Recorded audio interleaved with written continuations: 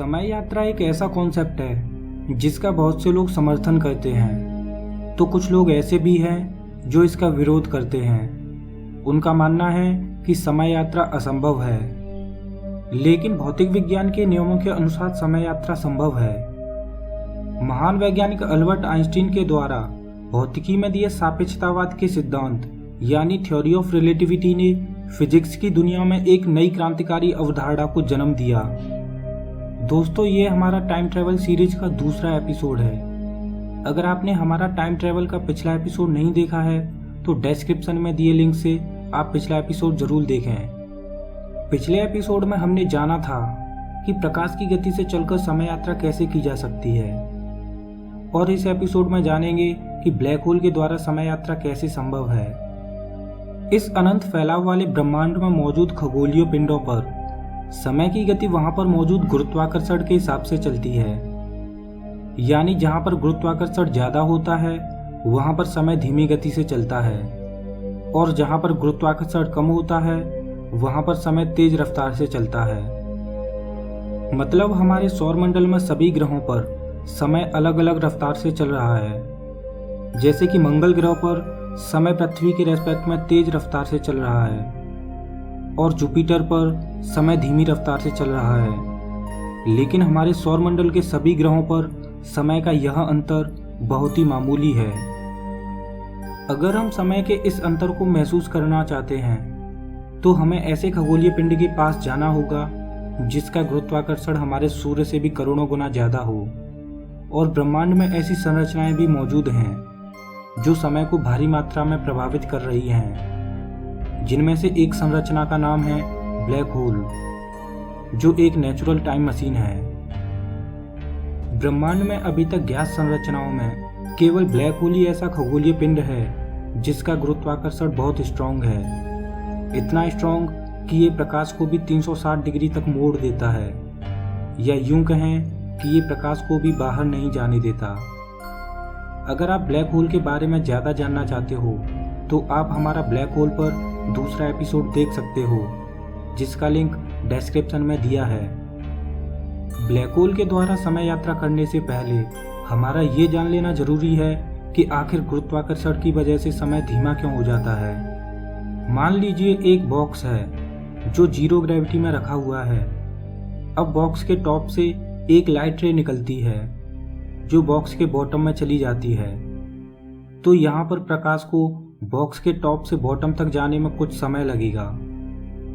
अब मान लीजिए कि बॉक्स ऊपर की तरफ त्वरण यानी एक्सेलरेट करता हुआ आगे बढ़ता है। एक्सेलरेट करते हुए बॉक्स के टॉप से फिर से एक लाइट रे निकलती है और बॉटम की ओर जाती है। इस केस में ध्यान देने वाली बात यह है कि बॉक्स एक्सेलरेट करता हुआ आगे बढ़ रहा है। इस वजह से लाइट रे को टॉप से बॉटम की ओर चलने में कम दूरी तय करनी पड़ेगी, क्योंकि बॉक्स का बॉटम भी प्रकाश की ओर आगे बढ़ रहा है। तो इस वजह से प्रकाश को टॉप से बॉटम तक पहुंचने में कम समय लगेगा। अब मान लीजिए कि बॉक्स के एक्सेलरेशन को कई गुना और बढ़ा दिया जाए, तो इस केस में प्रकाश को टॉप से बॉटम तक जाने में और कम दूरी तय करनी पड़ेगी, क्योंकि बॉक्स का बॉटम खुद प्रकाश की तरफ काफी तेजी से आगे बढ़ रहा है। इस वजह से प्रकाश को टॉप से बॉटम तक जाने में पहले से भी बहुत कम समय लगेगा। मतलब जैसे जैसे बॉक्स का त्वरण यानी एक्सेलरेशन बढ़ता जाएगा तो उसमें प्रकाश को टॉप से बॉटम तक जाने का समय धीमा होता चला जाएगा। और दोस्तों, मैं आपको बता दूं कि त्वरण यानी एक्सेलरेशन को ही ग्रेविटी यानी गुरुत्वाकर्षण कहा जाता है। जैसे कि पृथ्वी की ग्रेविटी 9.8 मीटर पर सेकंड स्क्वायर है, या यूं कहें कि पृथ्वी का त्वरण यानी एक्सेलरेशन 9.8 मीटर पर सेकंड स्क्वायर है। मुझे उम्मीद है कि अब आप समझ चुके होंगे कि ग्रेविटी की वजह से समय धीमा क्यों हो जाता है। मतलब ब्रह्मांड में मौजूद सभी खगोलीय पिंडों पर समय वहां पर मौजूद गुरुत्वाकर्षण के हिसाब से चल रहा है। इसका परीक्षण भी किया जा चुका है, क्योंकि जीपीएस सैटेलाइट्स में लगी घड़ियां पृथ्वी की घड़ियों की तुलना में थोड़ी तेज चलती हैं, लेकिन समय का यह अंतर 1 सेकंड के करोड़वें हिस्से जितना कम होता है। अब चलते हैं ब्लैक होल की तरफ। कि ब्लैक होल से समय यात्रा कैसे संभव है। ब्रह्मांड में अभी तक जितने भी खगोलीय पिंड खोजे गए हैं उनमें ब्लैक होल एक ऐसी संरचना है जिसका घनत्व यानी डेंसिटी बहुत ज़्यादा है, जिसकी वजह से ब्लैक होल की ग्रेविटी भी बहुत ज़्यादा होती है। ब्लैक होल के अंदर अगर कुछ भी गिरा तो वो इससे बाहर नहीं निकल सकता, यहाँ तक कि प्रकाश भी। ब्लैक होल की ग्रेविटी इतनी स्ट्रांग होती है कि ब्लैक होल के अंदर समय भी रुक जाता है, मतलब उसके अंदर बदलाव की सारी प्रक्रियाएं बंद हो जाती हैं। ब्लैक होल से समय यात्रा दो तरह से की जा सकती है, जिनमें पहला तरीका है कि हम ब्लैक होल के पास मौजूद किसी ग्रह पर चले जाएं, क्योंकि उस ग्रह का ब्लैक होल के पास होने की वजह से वहाँ का समय पृथ्वी की तुलना में आधी रफ्तार से चल रहा होगा।